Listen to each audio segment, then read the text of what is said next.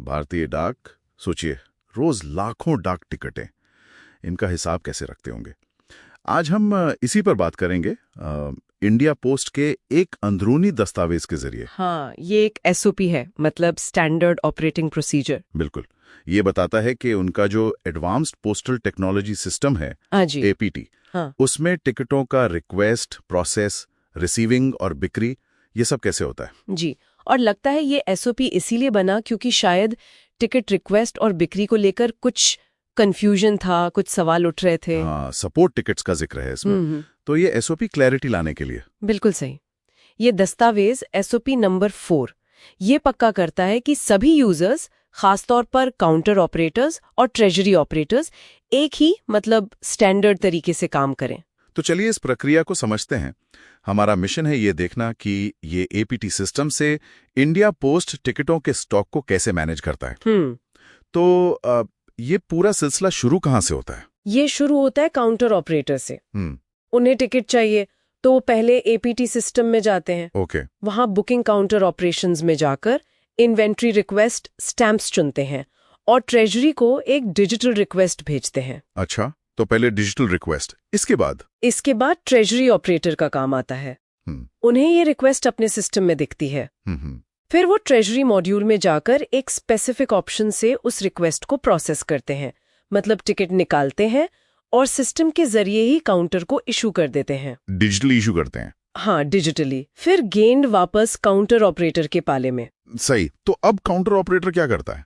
जिस ऑपरेटर ने रिक्वेस्ट की थी उन्हें वापस अपने एपीटी लॉगिन में जाना होता है। ओके। और बुकिंग सोल्यूशन के अंदर काउंटर ऑपरेशन में जाकर इन्वेंट्री रिक्वेस्ट स्टैम्प्स में रिसीव स्टैम्प्स फ्रॉम इन्वेंट्री को चुनना होता है। मतलब कंफर्म करना कि हाँ, टिकट मिल गए। बिल्कुल, उसे एक्सेप्ट करना होता है। ये एक तरह की डिजिटल रसीद है। और स्टॉक एक्सेप्ट करने के बाद क्या वो सीधे बेचने लगते हैं? लगभग, पर एक स्टेप और है। उन्हें पहले व्यू इन्वेंट्री में जाकर अपना स्टॉक बैलेंस चेक करना होता है। अच्छा। और यहीं पर एक इंटरेस्टिंग बात पता चलती है। सिस्टम ये भी ट्रैक करता है कि टिकट सामान्य वाले हैं या फिलाटेली वाले। फिलाटेली मतलब वो संग्रह वाले टिकट? जी हाँ, वही जो कलेक्टर्स के लिए होते हैं। सिस्टम दोनों का हिसाब अलग रखता है। ये जरूरी है शायद।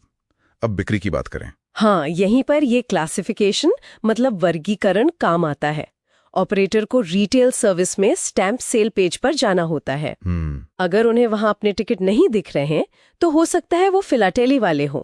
उसके लिए उन्हें फिलाटेली स्टैम्प सेल पेज पर चेक करना होगा। अच्छा, तो टिकट है आपके पास पर दिखेंगे तभी जब सही पेज पर दिखेंगे। बिल्कुल।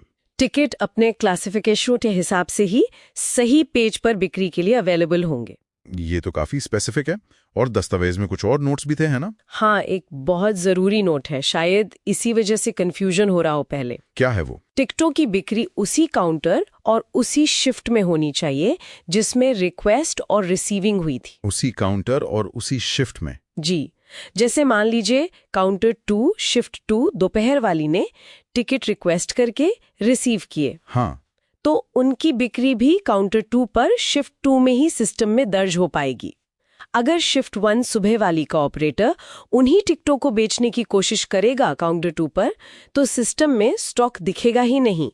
और क्या सुपरवाइजर वगैरह ये सब देख सकते हैं, मतलब ट्रांसपेरेंसी के लिए? जी हाँ, बिल्कुल। सुपरवाइजर के लिए भी सिस्टम में व्यवस्था है।